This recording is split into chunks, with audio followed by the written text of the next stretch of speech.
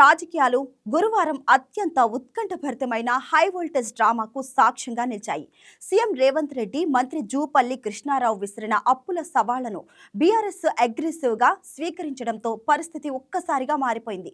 అయితే ఈ open debate చదరంగంలో అధికార కాంగ్రెస్ పార్టీలో స్పష్టమైన సమన్వయ లోపం బయటపడటం, మంత్రులు వెనక్కి తగ్గడం, పోలీస్ చర్యలు ఇవన్నీ కలిసి కాంగ్రెస్ ను డిఫెన్స్ లో నిలిపాయి. ప్రతిపక్ష బీఆర్ఎస్ వ్యూహాత్మకంగా పైచే సాధించి ప్రజల ముందు కాంగ్రెస్ ను సెల్ఫ్ గోల్ చేసుకున్నట్లు చిత్రీకరించింది. ఈ ఘటన తెలంగాణ రాజకీయాల్లో అధికార ప్రతిపక్ష సంబంధాలు, వ్యూహాలు ఎంత సున్నితంగా ఉన్నాయో తెలియజేస్తుంది.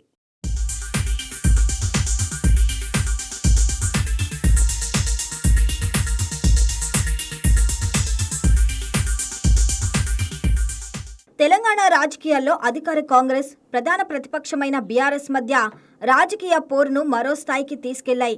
రాష్ట్ర అప్పుల అంశంపై ప్రారంభమైన మాటల యుద్ధం చివరకు సవాళ్లు, ప్రతి సవాళ్లు, ఎదురుచూపులు, పోలీస్ జోక్యం, అరెస్టులు వంటి పరిణామాలతో హై వోల్టేజ్ రాజకీయ డ్రామాగా మారింది. ఈ మొత్తం వ్యవహారంలో రాజకీయంగా ఎవరికి లాభం, ఎవరికి నష్టం అనే చర్చ ఇప్పుడు రాష్ట్ర రాజకీయాల్లో ప్రధాన అంశంగా మారింది. ఇటీవల కాలంలో కాంగ్రెస్ ప్రభుత్వం గత బీఆర్ఎస్ ప్రభుత్వ ఆర్థిక నిర్వహణపై తీవ్ర విమర్శలు చేస్తుంది. ముఖ్యంగా రాష్ట్రాన్ని భారీ అప్పుల ఊబిలోకి నెట్టిందని అధికార పార్టీ ఆరోపిస్తుంది.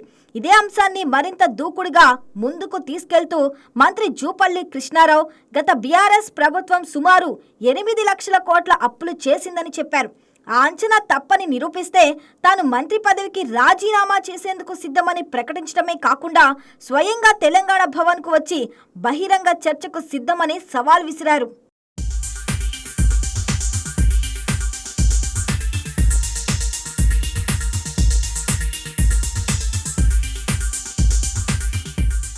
రాజకీయంగా చూస్తే ఇది అధికార పార్టీ నుంచి వచ్చిన ధైర్యవంతమైన సవాల్గా కనిపిస్తుంది.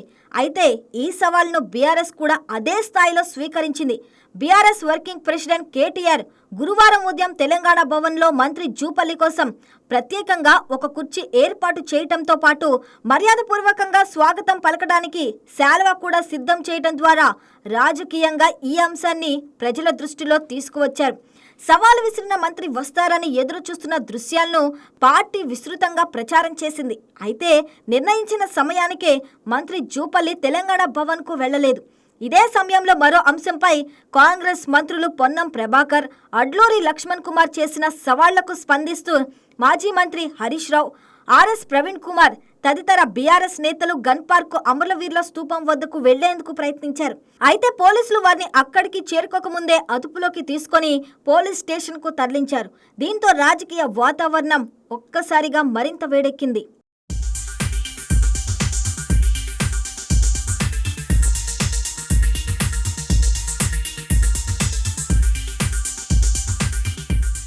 ఈ పరిణామాల అనంతరం కాంగ్రెస్, బీఆర్ఎస్ రెండు పార్టీలు ఒకదానిపై ఒకటి తీవ్ర విమర్శలు గుప్పించుకున్నాయి. కాంగ్రెస్ ప్రభుత్వం చర్చకు సిద్ధంగా లేకపోవడంతోనే ప్రతిపక్ష నేతలను అరెస్టు చేయించిందని బీఆర్ఎస్ ఆరోపించింది. మరోవైపు చట్ట వ్యవస్థ పరిరక్షణ కోసమే పోలీసులు చర్యలు తీసుకున్నారని అధికార పార్టీ నేతలు సమర్థించారు. అయితే రాజకీయ విశ్లేషకుల దృష్టిలో ఈ ఘటనలు అత్యంత చర్చనీయాంశంగా మారింది. కాంగ్రెస్ నాయకత్వంలో కనిపించిన సమన్వయ లోపమే. ఒక మంత్రి తెలంగాణ భవన్కు వచ్చి చర్చిస్తానని ప్రకటించడం, మరోవైపు ఇతర మంత్రులు వేర్వేరు వేదికలపై వేర్వేరు రాజకీయ సవాళ్లు విసరడం, చివరకు ప్రతిపక్ష నేతలు బయటకు వచ్చినప్పుడు పోలీస్ చర్యలు చోటు చేసుకోవడం వంటి పరిణామాలు అధికార పార్టీ వ్యూహంపై ప్రశ్నలు లేవనెత్తాయి. రాజకీయ కమ్యూనికేషన్ సందేశం ఎంత ముఖ్యమో దానిని అమలు చేసే విధానం కూడా అంతే కీలకం. ముఖ్యంగా అధికారంలో ఉన్న పార్టీ నుంచి వచ్చిన బహిరంగ సవాళ్లు చివరి వరకు అమలవుతాయనే అంచనా ప్రజల్లో ఉంటుంది. అలాంటి సమయంలో సవాల్ విసిరిన నాయకులు నిర్ణయించిన వేదికకు హాజరు కాకపోవటం, ఆ తర్వాత పోలీస్ చర్యలు చోటు చేసుకోవటం వల్ల రాజకీయంగా ప్రతిపక్షానికి విమర్శలకు అవకాశం లభించిందని పరిశీలకులు అభిప్రాయపడుతున్నారు. ఈ పరిణామాన్ని బీఆర్ఎస్ కూడా సమర్థవంతంగా రాజకీయంగా వినియోగించుకుంది. చర్చకు పిలిచింది కాంగ్రెస్ నేతలే, కానీ చర్చకు బదులుగా అరెస్టులు జరిగాయనే సందేశాన్ని ప్రజల్లోకి తీసుకెళ్లేందుకు ప్రయత్నించింది. ముఖ్యంగా కేటీఆర్ చేసిన వ్యాఖ్యలు కాంగ్రెస్ మంత్రులు చర్చకు దూరంగా ఉన్నారనే విమర్శలు సోషల్ మీడియా వేదికపై విస్తృతంగా ప్రచారం పొందాయి.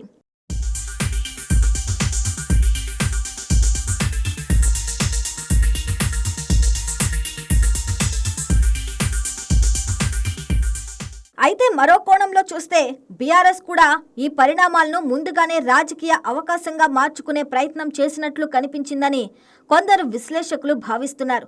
తెలంగాణ భవన్లో ప్రత్యేక ఏర్పాట్లు చేయడం, వాటిని ప్రచారంలోకి తీసుకురావడం, అనంతరం అరెస్టుల అంశాన్ని రాజకీయంగా హైలైట్ చేయడం ద్వారా ప్రతిపక్షం తనకు అనుకూల కథనాన్ని నిర్మించగలిగిందనే అభిప్రాయం వ్యక్తమవుతుంది. రాజకీయాల్లో నెరేటివ్ అత్యంత కీలకమైన అంశం. ఒకసారి ప్రజల్లో ఏదైనా అభిప్రాయం బలపడితే దానిని మార్చడం అధికార పార్టీలకు కూడా సులభం కాదు. ఈ నేపథ్యంలో గురువారం జరిగిన పరిణామాల తర్వాత కాంగ్రెస్ కంటే బీఆర్ఎస్ తన రాజకీయ వాదనను మరింత సమర్థవంతంగా ప్రజల్లోకి తీసుకెళ్లగలిగిందని రాజకీయ పరిశీలకులు విశ్లేషిస్తున్నారు. అయితే కాంగ్రెస్కు ఇంకా పరిస్థితిని మార్చుకునే అవకాశం ఉందని కూడా విశ్లేషకులు సూచిస్తున్నారు. రాష్ట్ర అప్పుల అంశంపై తమ వాదనకు సంబంధించిన పూర్తి వివరాలు, గణాంకాలు, అధికారిక పత్రాలను ప్రజల ముందుంచి అసెంబ్లీ వేదికగా సమగ్ర చర్చ జరిపితే ప్రస్తుతం ఏర్పడిన రాజకీయ ప్రతికూలతను తగ్గించే అవకాశం ఉందని వారు భావిస్తున్నారు. అధికారంలో ఉన్న పార్టీగా భావోద్వేగ వ్యాఖ్యల కంటే అధికారాలతో కూడిన సమాధానాలు ఇవ్వవలసిన బాధ్యత కాంగ్రెస్ పై ఉంటుందని వారు చెబుతున్నారు.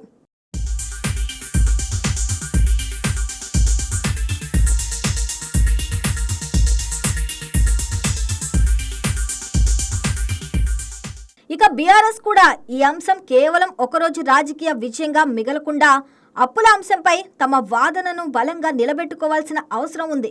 ఎందుకంటే ప్రభుత్వం చేస్తున్న ఆరోపణలకు గణాంకాలతో కూడిన సమాధానం ఇవ్వడం ప్రతిపక్ష బాధ్యత కూడా. మొత్తంగా చూస్తే రాష్ట్ర అప్పుల అంశంపై ప్రారంభమైన రాజకీయ సవాల్ కాంగ్రెస్ బీఆర్ఎస్ మధ్య వ్యూహాత్మక పోరాటంగా మారింది. సవాళ్లు, ప్రత్యుత్తరాలు, ఎదురుచూపులు, పోలీస్ చర్యలు, అరెస్టుల వంటి పరిణామాలు రెండు పార్టీల ప్రచార వ్యూహాలను పరిరక్షించాయి. ఈ క్రమంలో బీఆర్ఎస్ తన నెరేటివ్ ని వేగంగా నిర్మించుకోగలిగినట్లు కనిపిస్తే కాంగ్రెస్ మాత్రం సమన్వయ లోపంపై వచ్చిన విమర్శలను ఎదుర్కొంటుంది.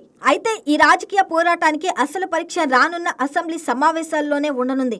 రాష్ట్ర అప్పులపై అధికార పార్టీ ఎలాంటి గణాంకాలను సభ ముందు ఉంచుతుంది, బీఆర్ఎస్ వాటిని ఎలా ప్రతిస్పందిస్తుంది, గురువారం జరిగిన పరిణామాలను రెండు పార్టీలు ఎలా రాజకీయంగా మలుచుకుంటాయి అన్న అంశాలపై రాబోయే రోజుల్లో తెలంగాణ రాజకీయాల దిశ ఆధారపడే అవకాశం ఉంది. ప్రస్తుతం మాత్రం ఒక రాజకీయ సవాల్ ఎలా కమ్యూనికేషన్ యుద్ధంగా మారిందో, ఆ యుద్ధంలో నెరేటివ్ పై పట్టు సాధించేందుకు అధికార, ప్రతిపక్షాలు ఎంత తీవ్రంగా పోటీ పడుతున్నాయో గురువారం జరిగిన పరిణామాలు స్పష్టంగా చూపించాయి.